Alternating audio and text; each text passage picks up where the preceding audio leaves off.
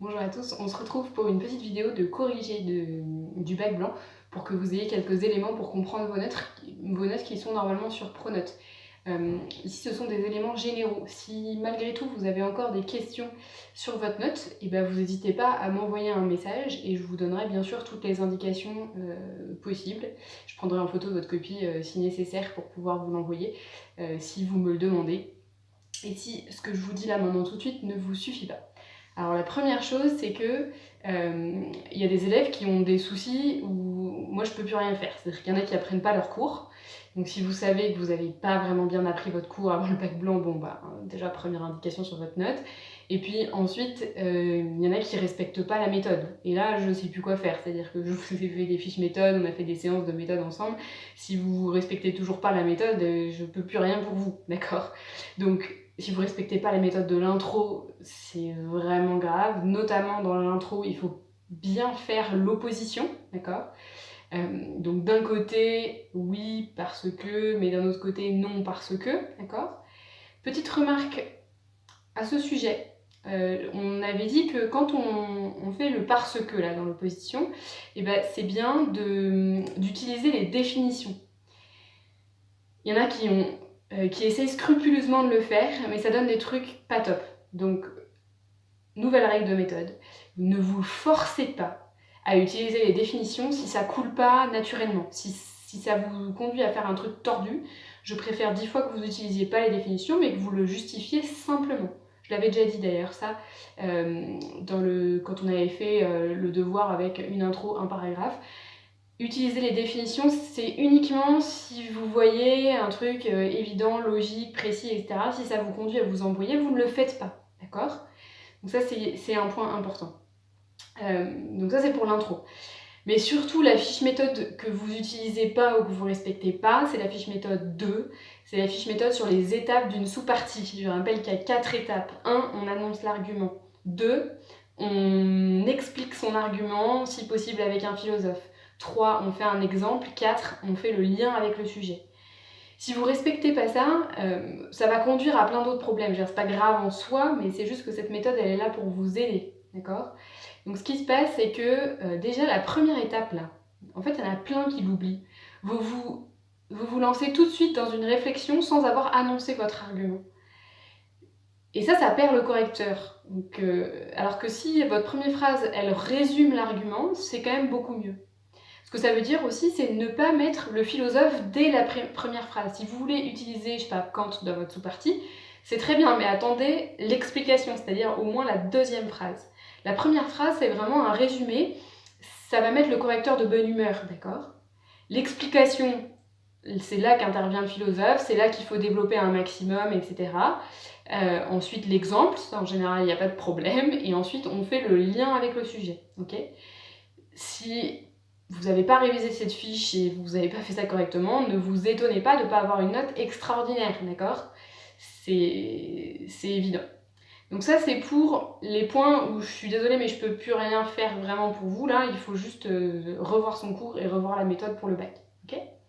Alors ensuite, on va rentrer un peu dans le vif du sujet, c'est-à-dire voir les différents sujets et les problèmes que ça a posé. Donc déjà, quasiment personne n'a pris l'explication de texte, il y en a eu un par classe. Donc là, si vous voulez des précisions supplémentaires, ceux qui ont pris l'explication de texte, vous pouvez évidemment me les demander. Ensuite, il y avait 2 sujets. Le premier sujet qui a été pris par la majorité des élèves, c'était « Faut-il rêver d'une liberté sans limite ?» Ce sujet-là était le plus facile et du coup, il a été quand même globalement plutôt bien réussi. Simplement, il faut que vous compreniez un truc, c'est que du coup, comme il était plus facile que l'autre, on est plus exigeant, d'accord? Et que, en fait, en philo, au bac, on note comme ça fait une espèce de courbe de Gauss. C'est-à-dire que là, vous avez les élèves qui ont 0, là, vous avez les élèves qui ont 20, et en fait, la majorité des élèves, ils ont entre 8 et 12. Et ce qui fait que, en fait, augmenter de 10 à 12, c'est pas très compliqué. De 12 à 14, c'est encore possible, mais au-delà de 15, c'est la règle en philo, moi je suis assez contre ça, mais c'est comme ça qu'on fait au bac. Au-delà de 15, on veut vraiment des élèves brillants, vous voyez, on veut qu'il y en ait très peu là, dans 15 et au-dessus. Donc il y en a plein qui sont un peu bloqués à 15, d'accord, ou à 14 sur ce sujet-là, parce qu'il faut soit des exemples un peu brillants, des analyses un peu brillantes, et notamment un très bon plan. Euh, si vous avez une troisième partie qui est bancale, vous n'aurez pas plus de 14 ou 15, d'accord? Et ce qui se passe, c'est qu'il y en a plein qui me font des troisièmes parties complètement bancales. Si votre troisième partie s'intitule un truc comme on veut une liberté optimale, on veut une liberté avec des limites mais avec des conditions, avec des limites réalistes, avec des limites mais certaines modifications, enfin voilà, des trucs que j'ai lus dans vos copies, c'est trop vague ça. En gros, vous me dites il faut un peu des limites. Je vais vous demander lesquelles précisément, si vous voulez mettre des conditions, quelles conditions précisément, etc. Donc faites attention, si vous visez un plus de 15, là il me faut un bon titre de grand 3. Et en l'occurrence pour ce sujet-là, moi, je vois deux possibilités. Soit c'était de faire un plan en disant, bon, grand 1, il faut avoir une liberté sans limite. Oui. Et ensuite, grand 2, non. Pour les autres, parce que sans limite, bah, ça conduit à être immoral et à détruire la société. Et grand 3, un non 2, vous voyez, non 1, non 2. Même pour soi-même, une liberté sans limite n'est pas une bonne chose, parce qu'en fait, ça nuit à la liberté elle-même. Parce qu'en fait, on est sujet à des déterminismes. Ok ? Alors ensuite, il y avait un deuxième plan possible pour ce sujet-là, qui a été fait par plus d'élèves, alors qui a été plus compliqué en réalité, je pense. C'était de créer un grand 3 oui nuancé. C'est-à-dire, j'accepte les limites uniquement si elles viennent de moi. Vous voyez ? Ça, c'est précis. C'est pas j'accepte les limites, mais avec certaines conditions. On veut vous demander lesquelles. Donc, voilà, les limites uniquement si elles viennent de moi, c'est la notion d'autonomie. Donc ça peut faire un très bon grand 3 aussi. Alors ensuite, le deuxième sujet. Le deuxième sujet, en fait, était beaucoup plus dur. Et du coup, les notes sont plus mauvaises sur le deuxième sujet. Mais j'ai essayé, du coup, pour compenser ça, de noter plus gentiment le deuxième sujet, évidemment. Pourquoi ? Parce que vous avez un gros problème de hors-sujet sur ce deuxième sujet. Et sur un truc, en plus, vous avez déjà eu ce problème. Le deuxième sujet, c'était « Les lois doivent-elles faire notre bonheur ?» Et en fait, il y a plein d'élèves qui n'ont pas traité les lois doivent-elles faire notre bonheur, mais les lois peuvent-elles faire notre bonheur. Et en fait, c'est pas le même sujet, c'est pas du tout la même chose. Et en fait, vous avez déjà eu ce problème-là, je sais pas si vous vous souvenez, au tout premier devoir de l'année, c'était peut-on être heureux en toutes circonstances ? Et il y en a qui ont fait doit-on être heureux en toutes circonstances ? Donc en fait, vous avez une tendance à confondre pouvoir et devoir. Donc le jour du bac, s'il vous plaît, si vous avez un sujet avec pouvoir ou devoir, essayez d'allumer un gros voyant rouge dans votre tête en disant « Attention, faut pas que je confonde l'un ou l'autre. » D'accord ? C'est pas la même chose. Là, si vous voulez, la question, c'est de savoir est-ce que les lois, elles doivent se préoccuper du bonheur des citoyens. D'accord ? C'est vraiment pas la même chose. Quand on a un sujet comme ça qui est plus dur, pourquoi il était plus dur ? C'est que bon, si on le prenait au sérieux, c'est-à-dire si on prenait vraiment le sujet « doivent-elles faire notre bonheur ?», il n'y a pas de réponse toute faite dans le cours. En fait, du coup, c'est des sujets qui sont plus intéressants. Donc si vous les prenez, il faut que ça soit en mode défi, en mode je me fais plaisir et je réfléchis à fond sur ce sujet, d'accord ? Et donc, voilà, faut pas esquiver la difficulté dans ces cas-là. Il faut prendre le temps de se réfléchir, de se rendre compte que c'est un vrai problème, ne pas se précipiter en disant « Ah tiens, ça me fait penser à ci ou à ça ». Enfin voilà, c'est de la vraie philo, hein. Il faut vraiment réfléchir pour faire ce sujet-là. Il y avait de quoi le faire dans le cours, hein, mais simplement, il n'y a pas de réponse toute faite dans le cours. D'accord ? Il y a des choses qui peuvent vous éviter aussi de faire des hors-sujets, alors pas complètement, mais ça en a aidé quand même un peu certains. C'est de réutiliser tous les mots de sujet à plusieurs endroits. D'abord dans la situation, ensuite dans l'opposition bien sûr, ensuite dans le titre des parties, et ensuite dans l'étape de lien avec le sujet à la fin de chaque sous-partie. En faisant ça, en réutilisant tous les mots du sujet, il y a des élèves, comme ils se sont forcés à faire ça, ça fait qu'ils sont un peu moins hors sujet que les autres, vous voyez. Donc il y a des passages hors sujet, puis des passages où ils se raccrochent au sujet, qui n'était pas exactement le même, d'accord ? Donc je sais qu'il était plus dur, voilà, il faut juste, dans ces cas-là, s'affronter à la difficulté.